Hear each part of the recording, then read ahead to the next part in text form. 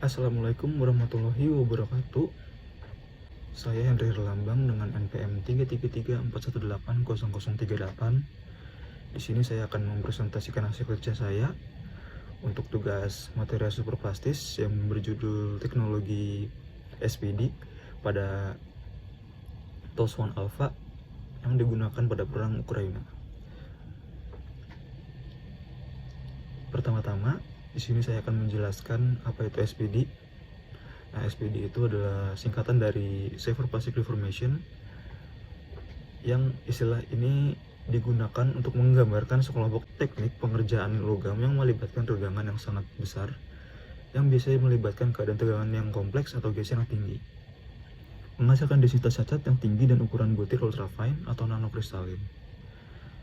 Nah, SPD ini mempunyai beberapa metode, yaitu yang pertama adalah Accumulative Roll Bonding atau ARB. ARB adalah proses Safer Plastic Deformation, yaitu metode menggulung tumpukan lembaran logam yang berulang kali digulung hingga mengalami rasio reduksi yang parah. Kemudian dipotong menjadi dua bagian, ditumbuk lagi dan digulung.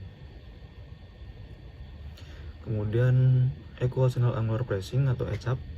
ECAP adalah salah satu teknik dari kelompok Safer Plastic Deformation yang bertujuan untuk menghasilkan material ultrafine grain. Kemudian High Pressure Torsion atau HPT adalah pemrosesan logam di mana sampel dikenai gaya tekan dan tegangan torsi secara bersamaan.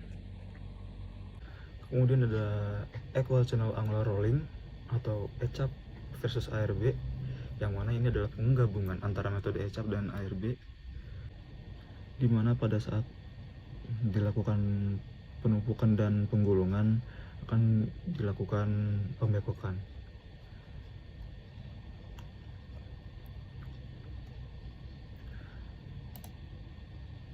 Kemudian teknologi SPD pada TOS-1 Alpha. Di sini saya akan menjelaskan secara singkat apa itu TOS-1 Alpha. Sejatinya adalah sebuah MLRS atau Multiple Launch Rocket System yang self-propelled dengan penggerak roda rantai. TOS-1 Alpha ini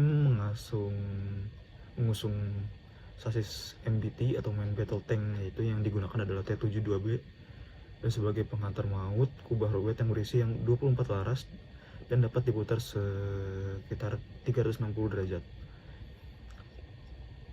Jenis roketnya menggunakan huludak termobarik yang mana sangat berbahaya, mengandalkan oksigen, dan roket 220 mm di TOS-1 Alpha ini mempunyai jarak tembak minimum 600 meter dan jarak tembak efektif adalah 6000 meter.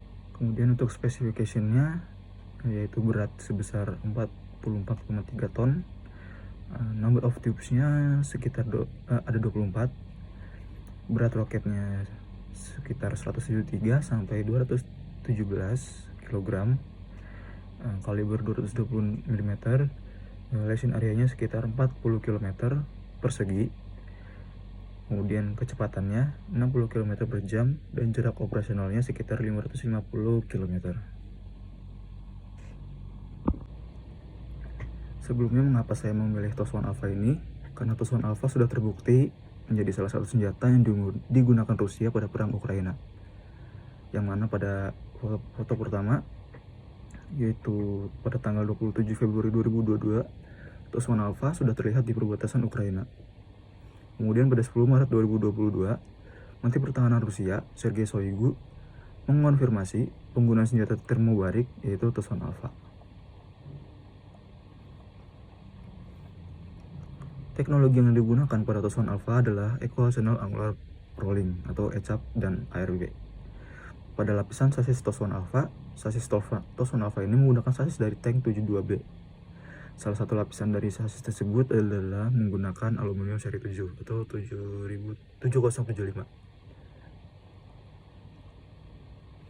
Aluminium 7075 ini memang biasa digunakan pada produk pesawat, tetapi beberapa digunakan sebagai salah satu lapisan dari sasis tank Rusia.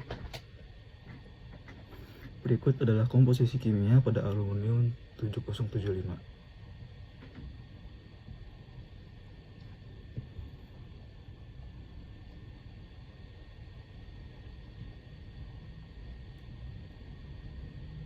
Hasil uji kekerasan permukaan sampel aluminium ECHAR 7075 adalah ditunjukkan pada gambar. Dapat diamati bahwa kekerasan permukaan meningkat sebesar 20% pada lintasan pas pada sampel anil, dan seperti yang disebutkan, peningkatan kekerasan ini dapat disebabkan oleh mekanisme pengerasan pada pas yang pertama. Kekerasan terus meningkat dengan meningkatnya jumlah kekerasan pas yang mencapai maksimum pada pas kelima, yaitu sebesar 63%. Untuk sampel ECHAR 7075, nilai kekerasan tertinggi ada di daerah ketebalan di pas kedua, dan nilai kekerasan permukaan maksimum diperoleh pada pas kelima. Perbedaan ini dapat didapatkan karena peningkatan energi permukaan yang meningkat dengan peningkatan tahap pas. Kemudian, kekerasan berubah dalam arah ketebalan di 3 area dekat ke permukaan atas, tengah, dan dekat dengan permukaan bawah untuk paduan ECHAR AL 7075 pada gambar yang ditunjukkan. Karena adanya gesekan di lokasi kontak lembaran dengan roller atau cetakan dan renggangan yang lebih heterogen, kekerasan pada titik kontak antara lembaran dan roller atau cetakan lebih tinggi dan lebih heterogen dari bagian tengah lembaran. Nilai dari kekerasan mikro pada lintasan pertama meningkat sebesar 30% dari nilai sampel anil. Pada pas kedua hingga pas kelima, nilai kekerasan tidak banyak berubah, dan nilai kekerasan di dalamnya menurun karena pemulihan dinamis dari lintasan atau pas yang pertama. Kesimpulan, pada penelitian tersebut, pengaruh proses ECHAR terhadap perubahan kekerasan paduan aluminium 7075 diselidiki, dan menjadi jelas bahwa dengan peningkatan jumlah pas di proses, kekerasan sampel meningkat. Hasil uji kekerasan menunjukkan bahwa permukaan kekerasan dan kekerasan pada arah ketebalan paduan AL 7075 meningkat masing-masing sebesar 63% dan 46%.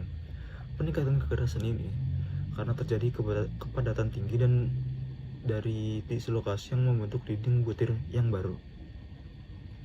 Sekian presentasi dari saya, kurang lebihnya mohon maaf. Wassalamualaikum warahmatullahi wabarakatuh.